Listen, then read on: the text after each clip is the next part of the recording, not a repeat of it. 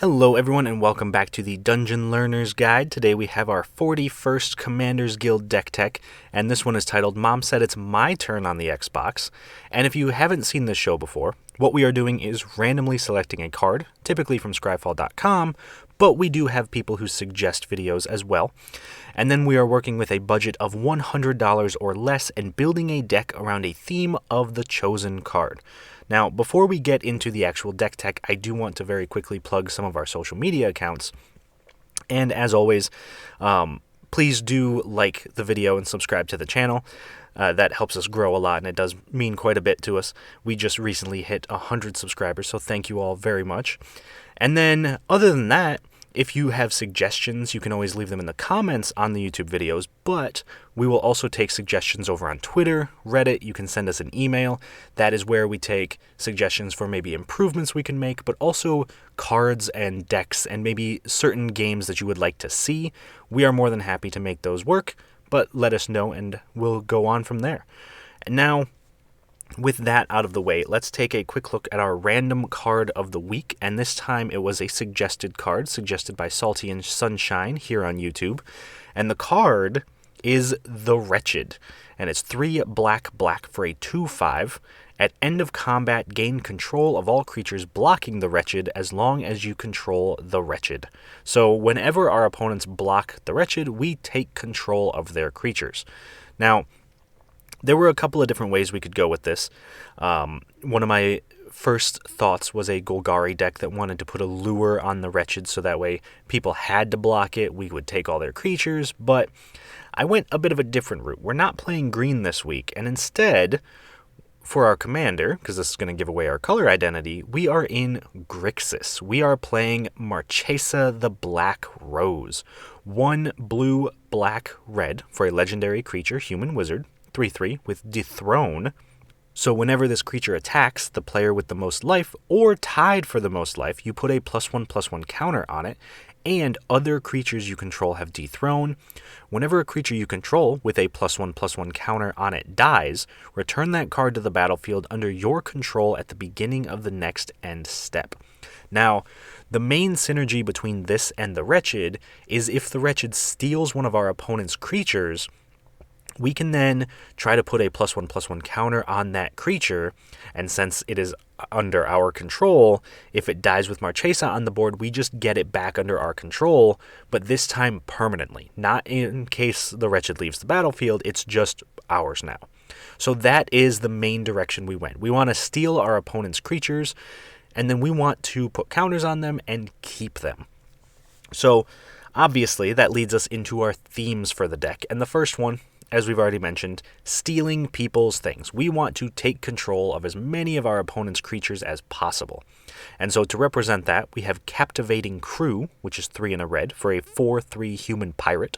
And it has, pay 3 and a red, gain control of target creature and opponent controls until end of turn, untap that creature, it gains haste until end of turn, activate this ability only anytime you could cast a sorcery. So, really, we just want to take everything on our opponent's boards. So whatever is pretty much not nailed down, Captivating Crew should be able to steal it. So mostly creatures, obviously, but we do have some cards in the deck that focus on stealing things like artifacts, even a couple things that take lands, some things that just take whatever we want. So definitely a main theme in here is stealing our opponent's things. And then our second major theme, and this one I kind of cheated a little bit because it's kind of like 2 themes in one, but we want to be able to put +1/+1 counters on our creatures, so that's why we have Bloodflow Connoisseur, but we also want to be able to kill our own creatures, which is also why we have Bloodflow Connoisseur. So Bloodflow Connoisseur is 2 and a black for a vampire, 1/1, sacrifice a creature, put a +1/+1 counter on Bloodflow Connoisseur. So we can hopefully get a ton of counters on the Connoisseur, and then if it dies, it just comes back.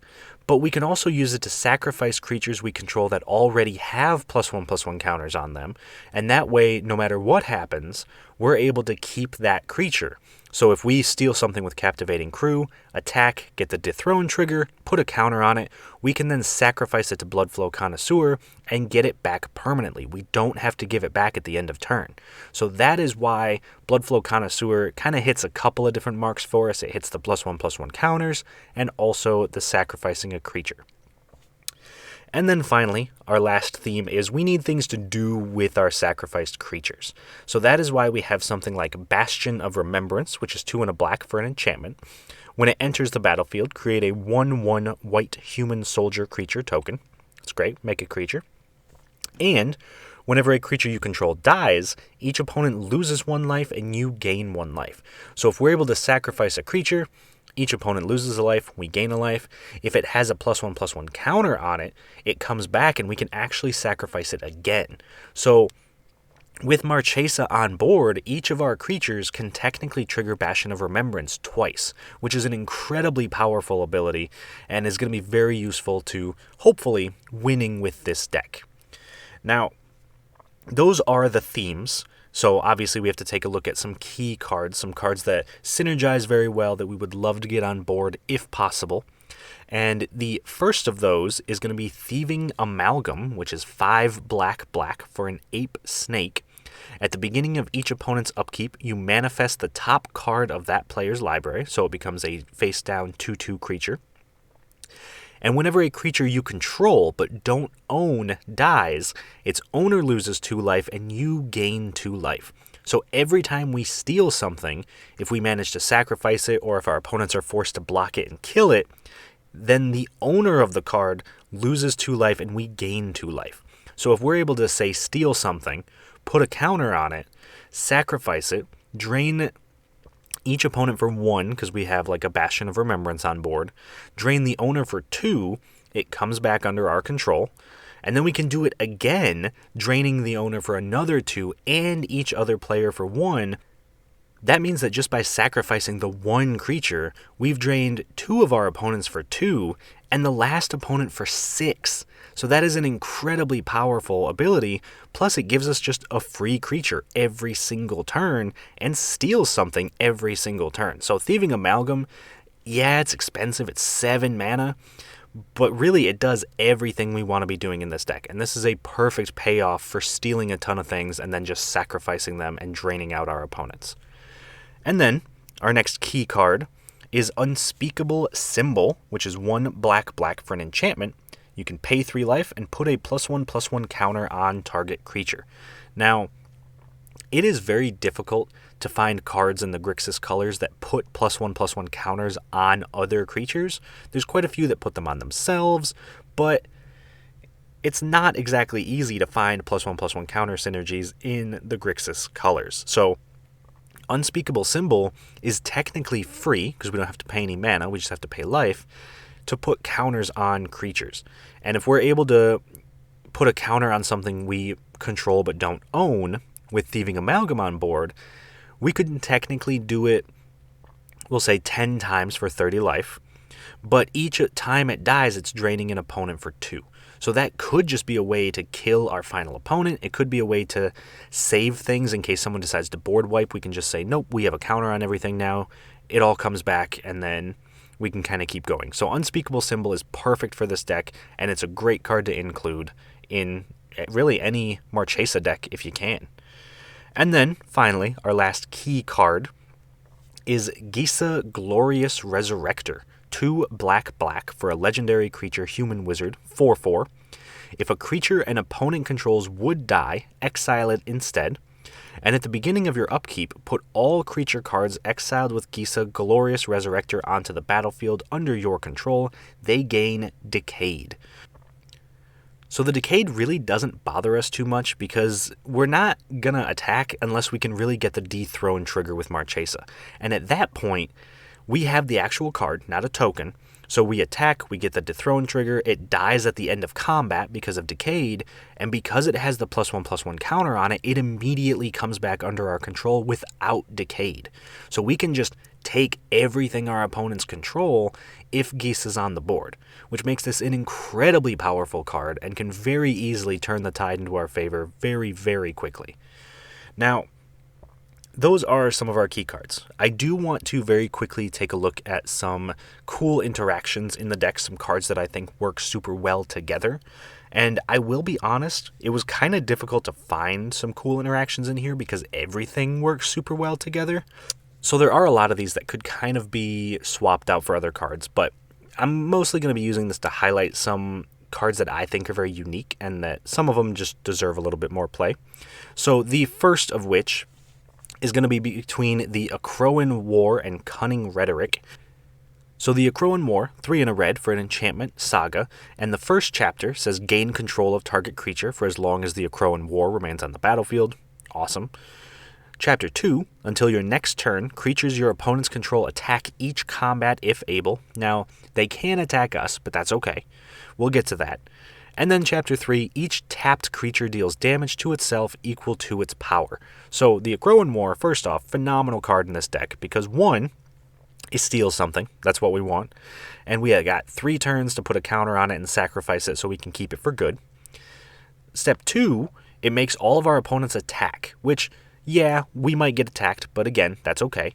And then Chapter 3 is it's pretty much a board wipe. It just kills every tapped creature as long as its power is equal to or greater than its toughness.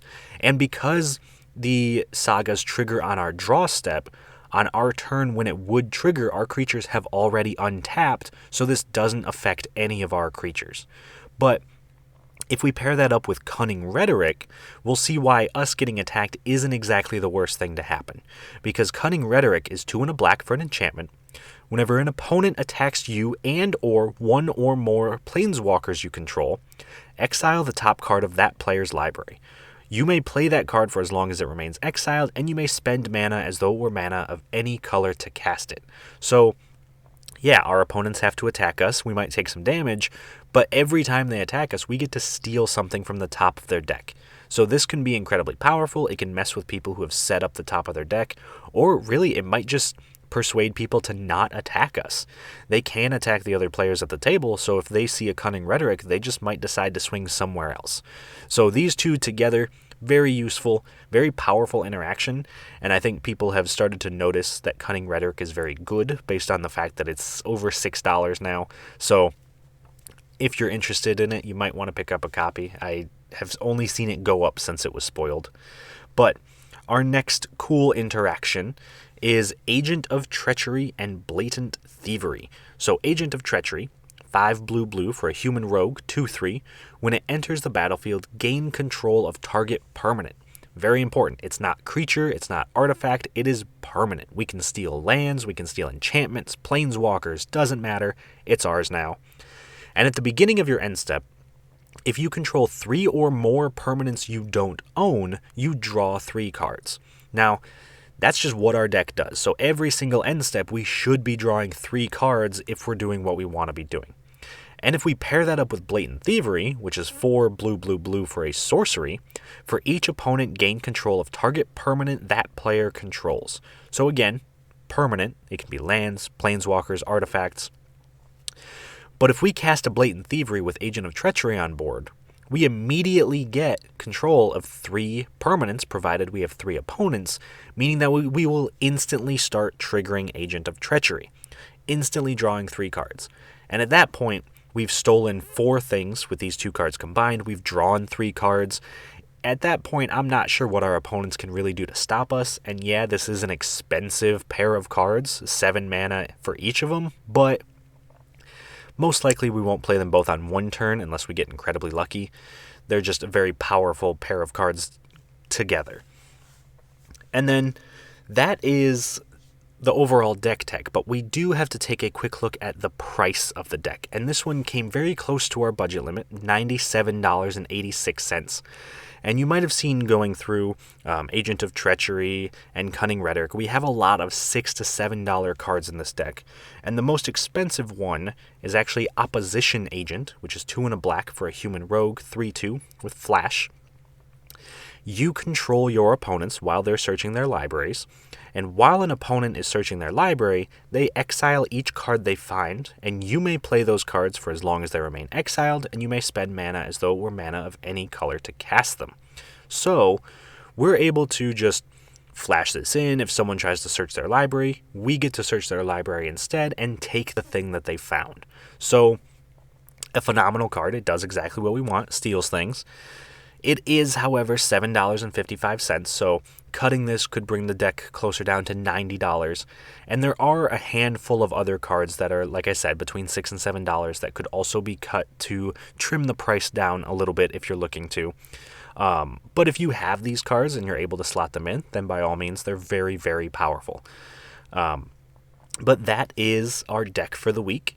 And the very last thing we have to do is actually see how this deck performs in a game. Because we can talk about it as much as we want, but unless we actually see it perform, we won't know how it works. So we are going to jump into a game with 3 opponents, and that is going to be Shawn, Jason, and Bilal. And Shawn is going to be playing his Shatter Gang Brothers deck. In his own words, this is a group hug deck, but from my own experience playing against it, it seems more of like a group slug deck. He wants to give everybody a ton of treasures and then kind of punish his opponents for having treasures. So it deals out a ton of damage, but it does speed up the game and give everybody a ton of mana. So it is definitely great for that.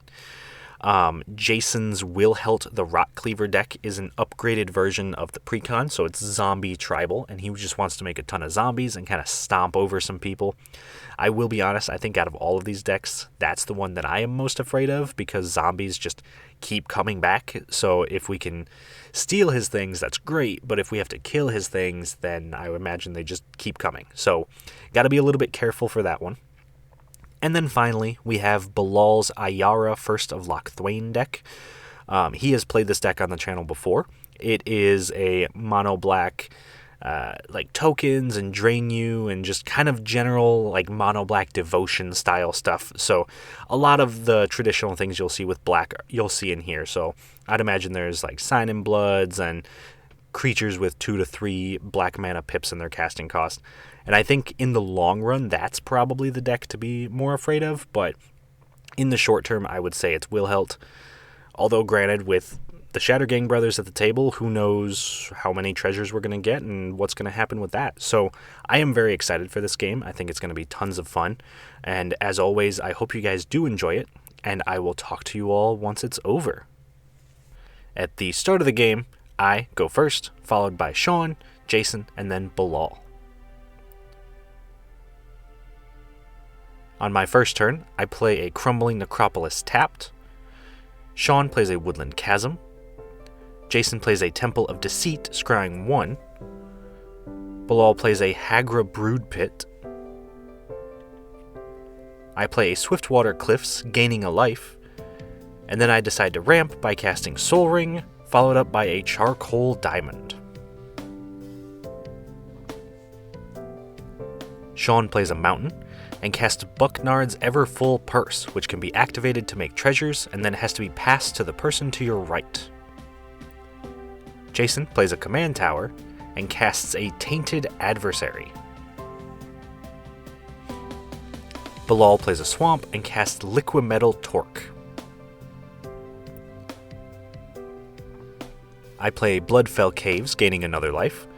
And then I cast and kick a Thieving Skydiver, gaining control of Bilal's Liquimetal Torque, but he does make sure to tap it before he gives me control of it. On Shawn's turn, he activates the Everfull Purse, giving it to Jason and then rolling a d4 and making 1 treasure token since he only rolled a 1. He then plays a Terramorphic Expanse and sacrifices it to put a Swamp into play tapped.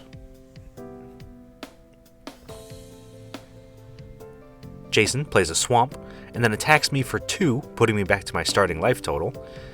And in his second main phase, he casts Midnight Reaper, which lets him draw a card and lose a life whenever one of his non-token creatures dies. Bilal plays a Swamp and then casts Burnished Heart. I play an Evolving Wilds and cast Thieving Amalgam, which manifests the top card of each opponent's library at the start of their turns, and makes it so whenever a creature I control but don't own dies, it drains the owner for 2 life.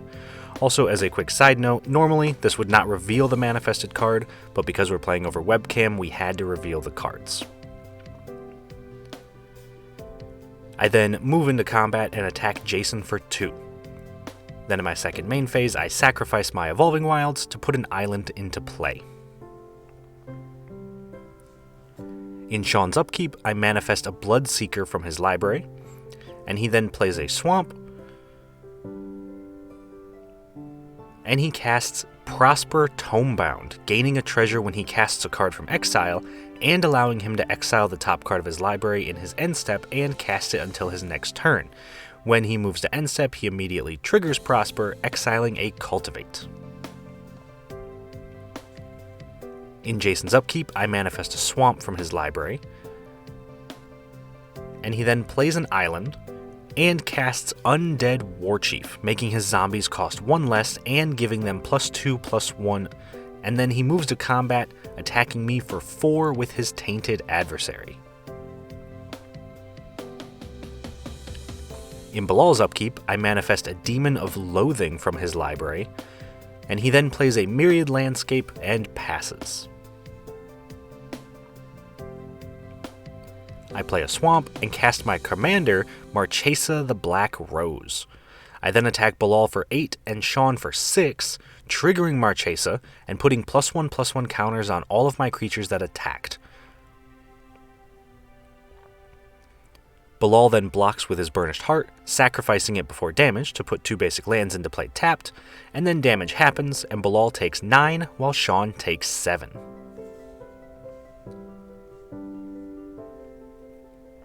In Shawn's upkeep, I manifest a Deadly Dispute from his library, and then he plays a Rootbound Crag and casts Dousing Dagger, creating 2 plant tokens under Bilal's control. He immediately equips the dagger to Prosper, giving him +2/+1, and then attacks Bilal for 3, transforming the dagger into Lost Veil when it deals combat damage. This allows him to cast his Cultivate from exile, making a treasure token, putting a basic land into play tapped and another into hand.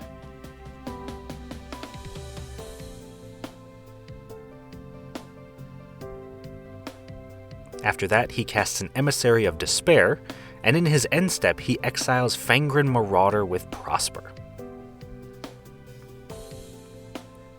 In Jason's upkeep, I manifest a Distant Melody from his library, and then he casts his commander, Wilhelt the Rotcleaver, before activating the Everfull Purse, creating 2 treasure tokens and passing it to Bilal.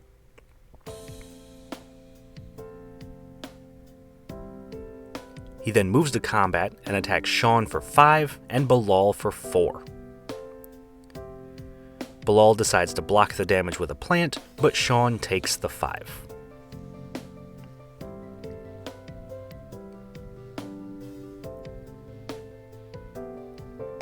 In Bilal's upkeep, I manifest a swamp from his library, and he then plays a swamp before activating the purse, creating 4 treasure tokens and passing it to me.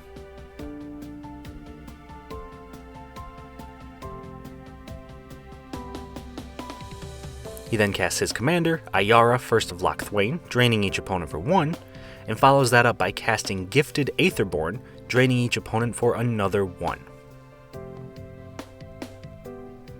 On my turn, I cast Bastion of Remembrance, creating a 1/1 human token, and making it so that whenever a creature I control dies, each opponent loses a life and I gain a life.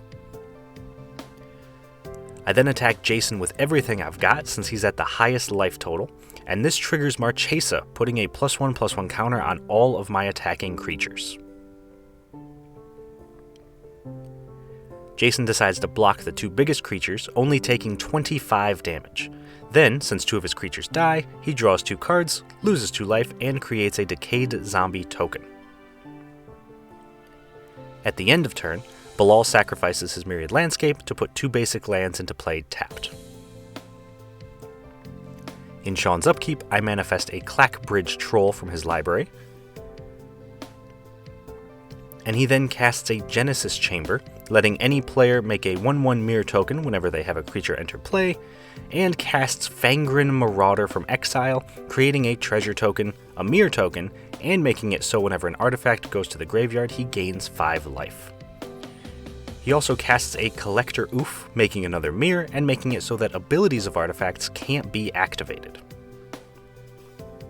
He moves to combat, attacking me for 2 with the Emissary of Despair, doing an additional 4 damage since I control 4 artifacts. Then in his end step, he exiles a Soul Ring with Prosper.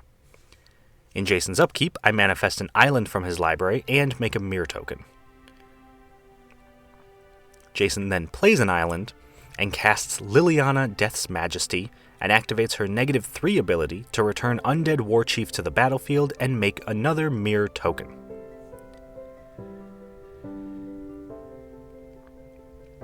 In Bilal's upkeep, I manifest a Bojuka Bog from his library, making another mirror token, and he then plays a Swamp before casting a Sign in Blood, drawing 2 cards and losing 2 life.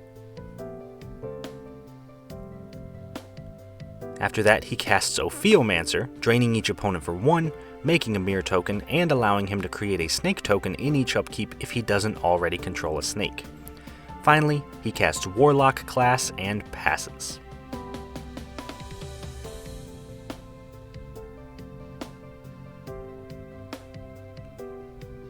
In my upkeep, Bilal makes a snake token, draining each opponent for 1, and then I attack Bilal with everything, triggering Marchesa and putting a +1/+1 counter on all of my creatures. Bilal blocks as much as he can, but still takes 29 total damage, dropping to 1. Unfortunately for him and the rest of the table, I cast Bloodflow Connoisseur in my second main phase, which can sacrifice creatures for free. This allows me to sacrifice my entire board, most of them twice thanks to Marchesa, and deal a total of 30 damage to each of my opponents, winning me the game. Alright, so that was a sweet game. Our deck did exactly what it wanted to do, and honestly, we just kind of won on the back of Thieving Amalgam, but I think that just goes to show you a couple of things. One, ramp is very important, because if we hadn't gotten Thieving Amalgam out when we did, we would not be in a good position. And if our opponents had killed it, we probably also wouldn't be in a good position. So we didn't really have a way to protect it until we got Marchesa on board, so we were very vulnerable for a turn there. But once we got Marchesa on board, it felt like we were almost unstoppable, which is kind of where you want to be. I do think everyone else's decks did some super cool things. Shawn specifically mentioned after the game that if he had been allowed to untap on that final turn, he would have played a bunch of different treasures, and then with his Fangren Marauders, he could have gained like 60 life, so we needed to kill him when we did, so we got very, very lucky there. Jason's zombie deck also kind of did what it wanted. He just kept recurring zombies and kept playing decayed zombies and tokens, and they kept coming back. We couldn't get rid of them. And then Bilal's deck also pretty terrifying, honestly, being able to just drain people out and being able to play Death Touchers and kind of doing exactly what Mono Black wants to do. So I do think the game was a lot of fun. I think it very much showed off what our deck is capable of doing. So I hope you guys did enjoy it. As always, like I mentioned earlier, please do like the video and subscribe to the channel. It helps out a lot. And check us out over on our social medias as well. But otherwise, I will see you all on the other side of the Dungeon Learner's Guide.